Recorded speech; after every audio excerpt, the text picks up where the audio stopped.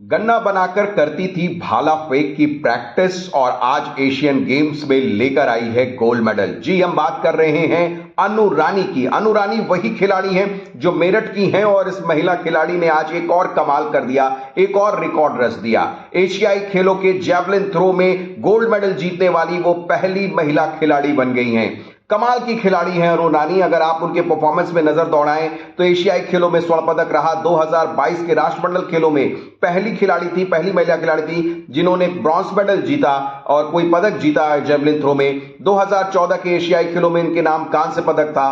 2017, 2019 के Asian championship में भी इन्होंने मेडल जीते थे।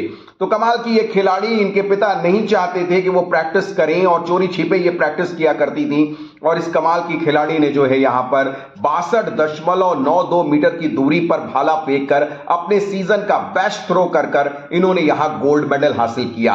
और इनके गोल्ड की बदौलत कहें और एक और खिलाड़ी हैं जिन्होंने गोल्ड मेडल आज हासिल किया, पारुल चौधरी। वही पारुल चौधरी जिन्होंने स्टीपल चेज में भी जो है वो ब्रॉन्ज मेडल हासिल किया था एक दिन पहले और आज उन्होंने गोल्ड मेडल हासिल किया है 5000 मीटर दौड़ में। कमाल की दौड़ी है पारुल। और पारुल के लिए भी देखिए कि पारुल कभी पगडंडियों से अपने पापा के लिए खेतों में खाना लेकर जाया करती थी और जो पगडंडियों पे लड़की दौड़ती थी, आज वो एशियन गेम्स के मैदान पर क्या तिरंगा फहराया है उसने और शानदार दौड़ी है। 2 पदक जीता है पारुल ने 2 दिनों के अंदर में। एक तो 5000 मीटर की दौड़ में स्वर्ण पदक मिला और दूसरा मेडल उनको मिला है 3000 मीटर की स्टीपल चेज में। तो इस तरह से पारुल और अनु ने जो गोल्डन शुरुआत दी है यहां पर 10वें दिन एशियन खेलों में पदकों की फिर से एक बरसात देखने को हमें मिली है।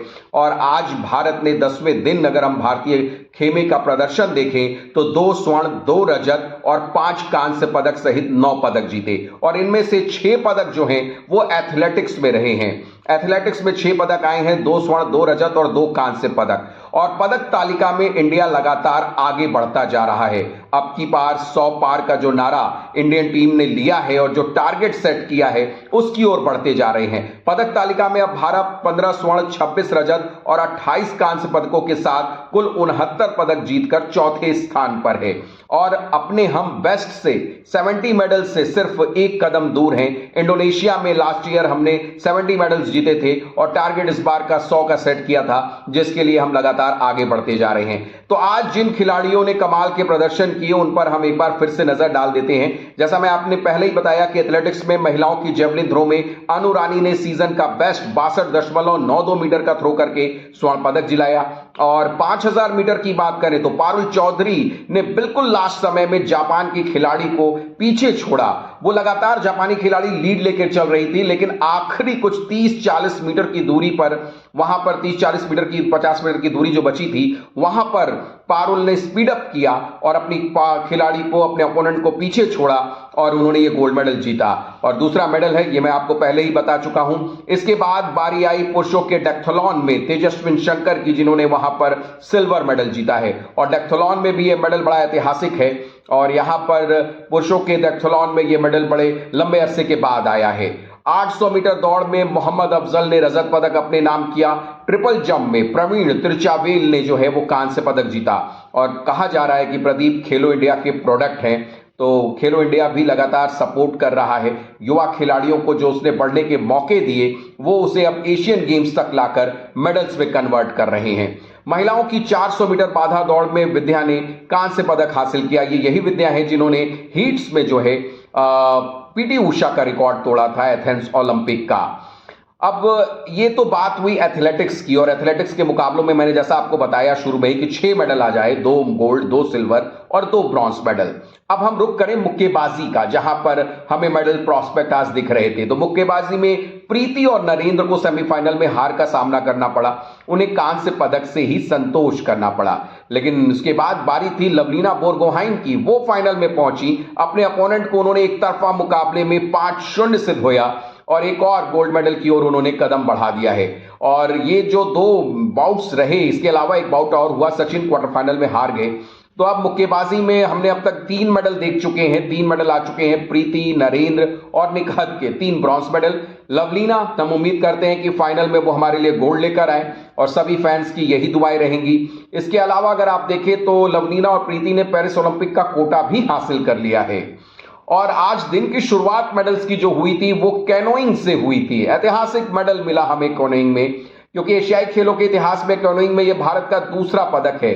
कैनोइंग डबल में अर्जुन सिंह और सुनील सिंह ने कांस्य पदक जीता और ऐतिहासिक मेडल हासिल किया। और नए नए खेलों में हमने देखा है कि इस खेलों में, इस बार के एशियन गेम्स में नए नए खेलों में हम मेडल ला रहे हैं। स्पीड स्कीटिंग में हमने देखा है, और उसके अलावा घुड़सवारी में भी 40 साल के बाद मेडल आया था। स्क्वाश में भी हमने लंबे अरसे के बाद मेडल जीता। तो ये शुरुआत हो चुकी है। और जैसा मैं आपसे लास्ट टाइम भी कह रहा था कि तीरंदाजी एक हमारा बहुत बड़ा मेडल प्रोस्पेक्ट है, और यहां पर आप देखिए जो मैं कह रहा था कि गोल्ड और सिल्वर का कॉम्बिनेशन आना चाहिए, वो सुन लिया कहीं ना कहीं तीरंदाजों ने। और आज पुरुषों के कंपाउंड व्यक्तिगत इवेंट में अभिषेक वर्मा और ओजस प्रवीण दोनों ने फाइनल में प्रवेश किया। दोनों ने क्वार्टर फाइनल और सेमीफाइनल के मुकाबले खेले, और यहां तक कि सेमीफाइनल में इन्होंने हॉट फेवरेट कोरियाई खिलाड़ियों को मात दी। तो ओजस वर्मा वर्सेस ओजस प्रवीण, अभिषेक वर्मा वर्सेस ओजस प्रवीण, ये फाइनल मुकाबला होगा। और यहां पर हम गोल्ड और सिल्वर दोनों लेकर आएंगे। कौन क्या करेगा ये देखने की बात है, क्योंकि अभिषेक बहुत ही लीजेंड खिलाड़ी हैं, 20 सालों का अनुभव है, और वहीं ओजस का कहना है कि वो मेरे सीनियर हैं, मेरे गुरु हैं, मेरे मेंटोर हैं, और ये एक फ्रेंडली मैच होगा। अब इसमें देखते हैं, गुरु माजी मारता है कि चेला गुड़ होके ये लेकर जाता है। तो गुरु गुड़ रहते हैं, चेला चीनी होते हैं, क्या कुछ होता है ये फाइनल इवेंट में आपको फाइनल रिजल्ट जरूर बताऊंगा। इसके अलावा महिलाओं में भी ज्योति सुरेखा वेन्नम ने जो है वो फाइनल में प्रवेश किया। उन्होंने अपने ही देश के, ज्योति ने अपने ही देश के खिलाड़ी को यहां सेमीफाइनल में हराया। नहीं तो एक और हम देखते कि इंडिया वर्सेस इंडिया हो सकता था, लेकिन सेमीफाइनल में दोनों हमारे खिलाड़ी आपस में ही उन्हें खेलना पड़ा, जहां पर ज्योति ने बाजी मारी और फाइनल में प्रवेश किया। वैसे निराशा थोड़ी सी हाथ लगी है, रिकर्व में हमारे खिलाड़ी क्वार्टर फाइनल के आगे नहीं बढ़ सके हैं व्यक्तिगत इवेंट में, लेकिन अभी टीम के इवेंट्स होने हैं, मिक्स डबल्स के इवेंट्स होने हैं, तो वहां पर हम उम्मीद कर सकते हैं कि अच्छे रिजल्ट्स और हमें तीरंदाजी में देखने को मिले। तो स्क्वाश की बात करें तो सौरभ घोषाल ने यहां पर सिंगल्स के सेमीफाइनल में जगह बना ली है, मेडल एश्योर कर लिया है। वैसे मेडल इसलिए एश्योर कहते हैं क्योंकि व्यक्तिगत इवेंट्स जो होते हैं, जितने भी इंडिविजुअल्स इवेंट्स होते हैं, वहां पर अगर आप सेमीफाइनल हार भी जाते हैं तो आपको मेडल मिलता है। लेकिन हमारा दिल देखिए सौरभ साहब, आप इतने एक्सपीरियंस है, और बाकी भी जो हमारे खिलाड़ी खेल रहे हैं एशियन गेम्स में, हमारा सिर्फ ब्रॉन्ज मेडल से दिल नहीं भरता है हमारे फैंस का और सबका। हमें चाहिए आपसे गोल्ड या सिल्वर, और गोल्ड चाहिए, सिल्वर भी क्यों कहें हम। तो सौरभ घोषाल अभी खेलेंगे सेमीफाइनल में। उसके अलावा मिक्स डबल्स में हम देख रहे हैं कि दो पेयर्स हैं यहां पर, अभय सिंह और अनहद सिंह, और जोशना चिनप्पा और हरविंदर पाल संधू दोनों ने ही सेमीफाइनल में जगह बनाई है। इन लोगों ने भी मेडल एश्योर किया है, लेकिन मेडल का कलर गोल्ड होना चाहिए, गोल्ड से कम कुछ नहीं चाहिए इस बार हमें। बैडमिंटन की बात करें तो शुरुआती दौर के मुकाबले चल रहे हैं, और आज सिंगल्स में देखें हम तो के श्रीकांत, एच.एस. प्रणय, पी.वी. सिंधु, इन सभी ने प्री क्वार्टर फाइनल में जगह बनाई है सिंगल्स के। महिला डबल्स में हमने देखा अश्वनी पोनप्पा और तनिषा की जोड़ी को, त्रिशा जॉली और गायत्री गोपीचंद, इन्होंने भी अंतिम 16 में अपनी जगह पक्की कर ली है। अगर हम क्रिकेट का रुख करें तो क्रिकेट से भी बड़ी अच्छी खबर आई है। क्रिकेट के मैदान पर भारत ने नेपाल को 23 रन से हराकर सेमीफाइनल में जगह बनाई। यहां पर हम देखें तो बिल्कुल नई लवेरी टीम, तेजस्वी यादव नहीं साहब, यशस्वी जायसवाल कहिए, तो यशस्वी जायसवाल ने जो है यहां पर शतकीय पारी खेली। उसके साथ उनका साथ दिया रिंकू ने, उन्होंने भी तेज तर्रार आईपीएल स्टाइल की पारी खेली, और एक ओवर में तो उन्होंने छक्के चौकों की बरसात लगा दी थी। तो यशस्वी जायसवाल की शतक, जो कि केवल 49 गेंदों में आए, कई छक्के और कई चौकों की मदद से, उसकी बदौलत भारत ने 200 से ज्यादा रन का टारगेट दिया और नेपाल की टीम को 23 रन से हरा दिया। महिला हॉकी की बात करें तो हांगकांग को एक तरफा मुकाबले में हराकर हमारी टीम सेमीफाइनल में पहुंच चुकी है। पुरुष टीम भी लगातार अच्छा परफॉर्म कर रही है, महिला टीम ने भी बहुत अच्छा परफॉर्म किया है। पुरुष टीम पहले ही सेमीफाइनल में पहुंच चुकी थी, अब महिला टीम भी सेमीफाइनल में पहुंच चुकी है। तो ये थे मोटा मोटा अगर हम देखें तो 10वें दिन का हालचाल, और जो अच्छे रिजल्ट्स आए हैं। देखिए इवेंट्स तो बहुत सारे हुए हैं, मेगा इवेंट है तो बहुत सारे इवेंट्स हुए हैं, लेकिन मैंने जो अभी आपको अपडेट दिया वो जीत के अपडेट दिए हैं, मेडल प्रॉस्पेक्ट्स के अपडेट दिए हैं कि जहां जहां से हमें मेडल्स मिल सकते हैं, और जो जो खिलाड़ी हमारे स्टार खिलाड़ी आगे बढ़े हैं। अब 11वां दिन की अगर हम बात करें तो बुधवार को भी बहुत जबरदस्त मुकाबले यहां पर होने वाले हैं, और यहां पर सबकी निगाहें रहेंगी Olympic champion, world champion, Neeraj Chopra पर। जी हाँ, नीरज चोपड़ा जैवलिन थ्रो में उतरेंगे और उनके साथ वहां पर होंगे नीरज चोपड़ा के साथ किशोर कुमार भी। ये दोनों खिलाड़ी जैवलिन थ्रो के फाइनल में उतरेंगे। इसके अलावा हम देखें तो मेडल के गोल्ड मेडल के प्रॉस्पेक्ट कहना चाहिए महिलाओं की और पुरुषों की 4 गुना 400 मीटर रिले टीम जो लगातार गोल्ड मेडल जीतती आई है अपने इवेंट में एशियन गेम्स में, इन पर भी सबकी निगाहें होंगी। 3 गोल्ड मेडल तो हमें यहां नजर आ रहे हैं। इनके अलावा और भी पदकों के दावेदार हैं। एथलेटिक्स से लगातार हमें पदक मिल रहे हैं। पुरुषों की 5000 मीटर दौड़ में गुलवीर सिंह और अविनाश सालवे ट्रैक पर उतरेंगे। अविनाश ने स्पीडल चेस का भी जो है वो मेडल हासिल किया था। महिलाओं की 800 मीटर दौड़ में हरमिलन बैंस और चंदा चुनौती पेश करेंगी। पुरुषों की ऊंची कूद में संदेश और अनिल सर्वेश मैदान पर होंगे। महिलाओं की ट्रिपल जंप में वर्केले वेंट्रिकल खेलेंगी। इसके अलावा 35 किलोमीटर रेस वॉक में मिक्स टीम में रामबाबू और रानी मंजू की जोड़ी मैदान पर होगी। और तीरंदाजी के भी मुकाबले हैं। तीरंदाजी में कंपाउंड और रिकर्व के मिक्स टीम क्वार्टर फाइनल खेले जाएंगे। सौरभ घोषाल सिंगल्स के सेमीफाइनल में होंगे तो 2 मिक्स डबल्स की जोड़ियां जैसा मैंने ऊपर बताया वो भी मैदान पर होंगी। पीवी सिंधु, एचएस प्रणय, किदाम्बी श्रीकांत ये सिंगल्स के प्री क्वार्टर फाइनल में खेलेंगे। और कई इवेंट्स ऐसे हैं जो अभी चल रहे हैं और अच्छे प्रॉस्पेक्ट से चल रहे हैं, जैसे सॉफ्ट टेनिस, ब्रिज, स्केटिंग, ये सारे इवेंट्स भी हैं। लेकिन मोटे जो इवेंट्स मैंने जहां मेडल्स की बहुत ज्यादा उम्मीदें हैं और हमारे खिलाड़ी जहां लगातार आगे बढ़ रहे हैं उसका अपडेट मैंने आपको दिया है। तो एशियन गेम्स का अपडेट ताजा तरीन लगातार मैं आपको यूं ही पहुंचाता रहूंगा।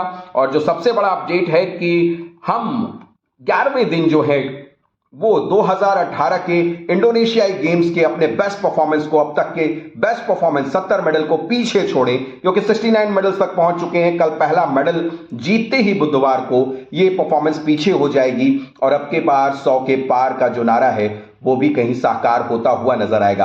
एथलेटिक्स में मैंने ये सारे इवेंट्स आपको दिखाए हैं। 6 मेडल्स तो आज मिले हैं, कल भी हम उम्मीद कर सकते हैं कि 6 से 7 मेडल और आए। और एथलेटिक्स अब तक का बेस्ट परफॉर्मेंस देता हुआ नजर आ रहा है। निशानेबाजी में जहां इस बार हमने 22 मेडल जीते हैं, एथलेटिक्स में भी हमने 22 मेडल जीत चुके हैं अब तक। और एथलेटिक्स में अभी इवेंट्स कल भी होने हैं तो ये संख्या और बढ़ेगी और एथलेटिक्स भी अपना बेस्ट परफॉर्म कर रहा है यहां पर। तो सबसे अच्छी बात यही है कि लगातार हर खेल में हमारा बेस्ट निकल के आ रहा है।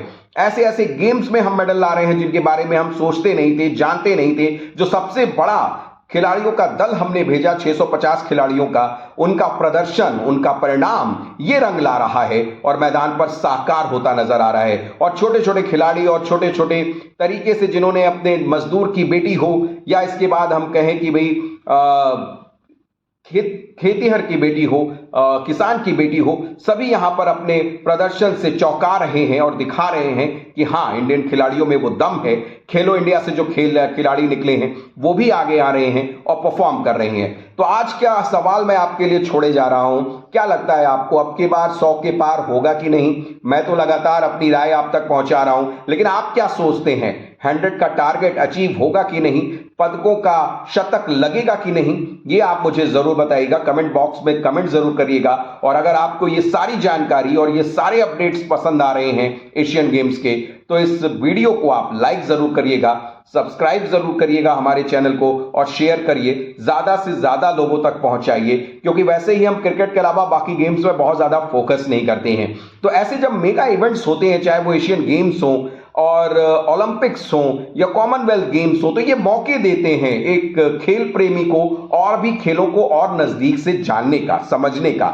अब मैं अपनी बात करूं तो मैंने कॉमनवेल्थ गेम्स 2010 के दौरान मुझे मौका मिला था बहुत सारे खेलों को करीब से जानने का, समझने का, टीवी से निकलकर उनको मैदान पे कवर करने का और उनको अच्छी तरह से खिलाड़ियों से मिलने का, उनकी बातों को समझने का, फॉरेन से आए हुए गेस्ट को समझने का और इंडिया के लिए उनकी भावनाएं क्या होती हैं। 2010 के कॉमनवेल्थ खेलों में सचमुच जो भी खिलाड़ी आए हों या अधिकारी आए हों विदेशों से, वो बिल्कुल मेजबानी से अभिभूत थे। वैसे बहुत सारी कंट्रोवर्सीज रही आयोजन को लेकर, लेकिन हमारी परफॉर्मेंस बहुत जबरदस्त रही। बहुत सारे रिकॉर्ड हमने तोड़े, रिकॉर्ड मेडल हासिल किया और लोगों की वाहवाही भी ली। चलिए, तो एशियन गेम्स के अपडेट आपको यूं ही पहुंचाता रहूंगा। एक बार फिर आपसे कहता हूं कि अगर आपको ये जानकारी और ये सारी चीजें पसंद आ रही हैं तो जरूर इस चैनल को सब्सक्राइब करिए और अपने दोस्तों तक शेयर करके भी जरूर पहुंचाइए। तो एशियन गेम्स के साथ क्रिकेट का भी अपडेट, वर्ल्ड कप बस शुरू होने वाला है, उसके भी अपडेट्स मैं आप तक पहुंचाऊंगा। फिलहाल अनुमति दीजिए, नमस्कार।